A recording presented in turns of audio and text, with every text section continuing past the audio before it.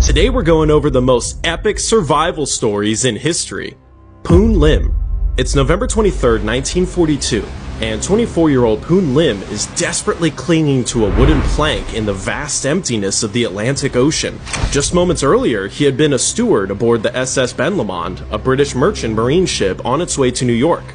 Without warning, two massive explosions ripped through the vessel, and Lim was swept overboard. Fighting against the pull of the now sinking ship, he frantically swam toward what he hoped was the surface, his lungs burning for air. When he finally broke through, he looked around only to see the endless ocean stretching in every direction.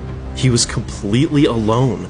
As he bobbed in the frigid water, trying to make sense of the nightmare unfolding around him, the German U-boat that had fired the torpedo suddenly surfaced. Its crew climbed onto the deck, and Poon Lim waved frantically, shouting for help.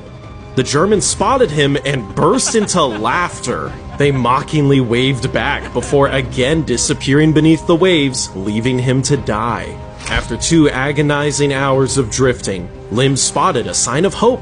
One of the few life rafts a crew of Ben Lomond had managed to launch before the ship went down was floating just a few hundred feet away. He desperately swims toward it and drags himself aboard.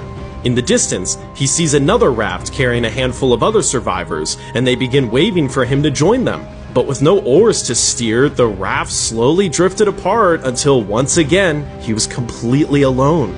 Aboard the raft, Lim finds some food, water, and signaling supplies. He began rationing carefully, clinging to hope that rescue would come soon, but days stretched into weeks, and his supplies dwindled to nothing. Realizing he would probably run out of food before he was rescued at this rate, Lim made a desperate decision. He would save his last piece of hardtack not to eat, but to use as bait. He fashioned a fishing hook from the spring in his flashlight and unraveled hemp rope for a fishing line. Surprisingly, the fish seemed to like the hardtack more than the sailors ever did, but his hook was too small to catch anything substantial. Using a nail he pried from the raft, he made a bigger hook and used the small fish he had been able to catch as bait.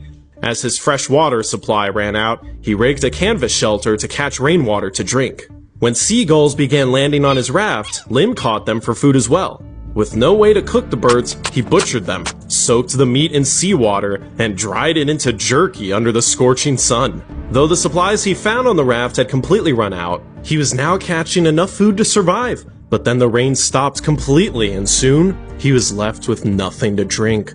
Sunburned and delirious with thirst, he watched as sharks began circling his raft.